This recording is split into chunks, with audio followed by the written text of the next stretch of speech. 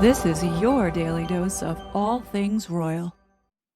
Welcome back, my gorgeous, good-looking friends. If it's not one thing, it's something else. And today, all over the news, Prince Harry named in bombshell lawsuit that was filed against P. Diddy and a list of other folk. Now, it's this page that you see in front of you from the lawsuit that has been going viral, in which Prince Harry's name is being mentioned. The pictures that are flying around currently online are from the after party for the concert for Diana back in 2007.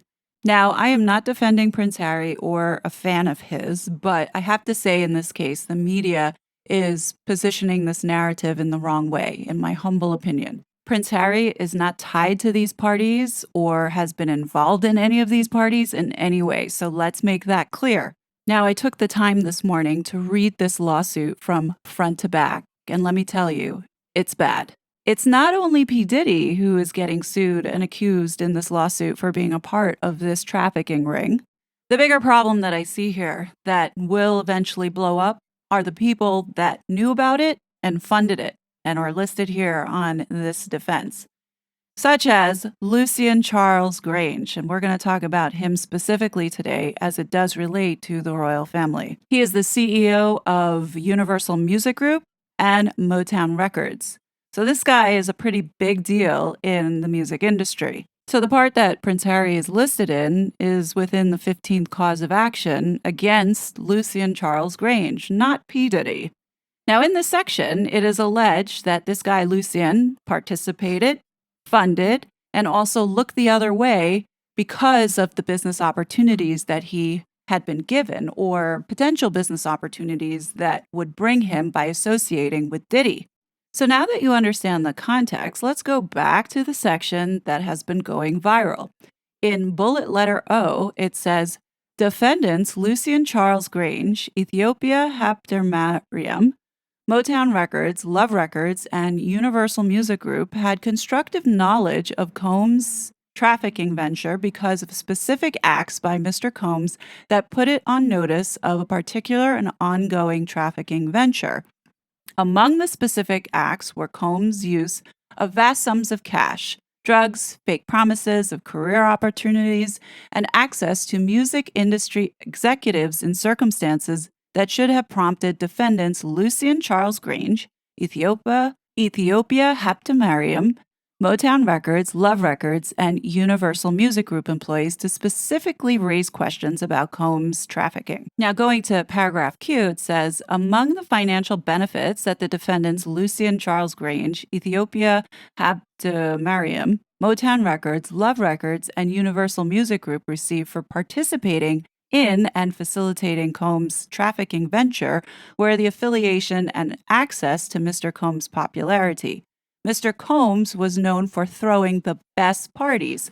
Affiliation with and or sponsorship of Mr. Combs' trafficking parties garnered legitimacy and access to celebrities such as famous athletes, political figures, artists, musicians, and international dignitaries like British Royal Prince Harry.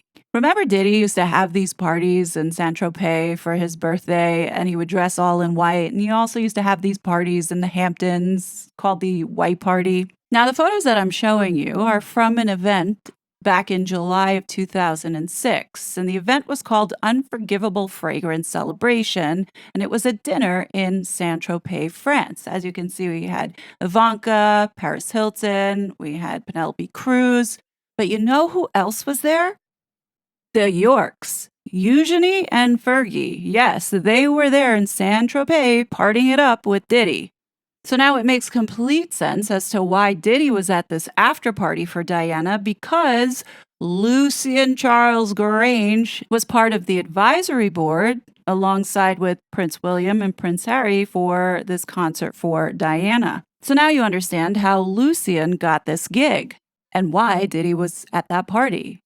But the one thing that I think will be problematic that will eventually come up, and you're hearing it first on the Royal Grift, just so you know the circumstances before the media goes and twists and turns this in various ways to smear the monarchy, is that in 2016, Prince William knighted this guy, Lucian Grainge, It's certainly not a good look, especially if this guy ends up being found guilty. Most definitely, his knighthood should be revoked. You know, I can't help but blame the Yorks for exposing this family and bringing these vile human beings into their circle. I mean, with the exception of Jimmy Savile, we have Jeffrey Epstein, Harvey Weinstein, Ghislaine Maxwell, Meghan Markle. I mean, who else do we have? I'm sure there's more that I am not thinking of.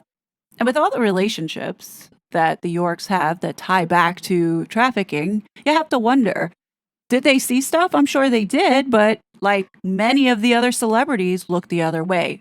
Oprah. This seems to be what goes on in Hollywood is that they know that all of this dirtiness and disgustingness is going on, but they choose to look the other way. Oh, I totally forgot about Peter Nygard. Yes, he was also involved with Andrew. And that is exactly what this whole entire lawsuit is all about. I hate to say it, but the attention that Harry and Meghan bring really exposes the worst in humanity. It truly does.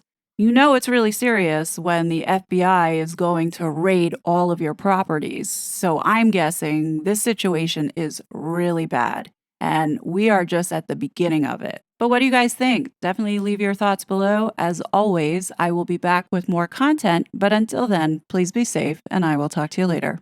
Bye. You're such a fraud.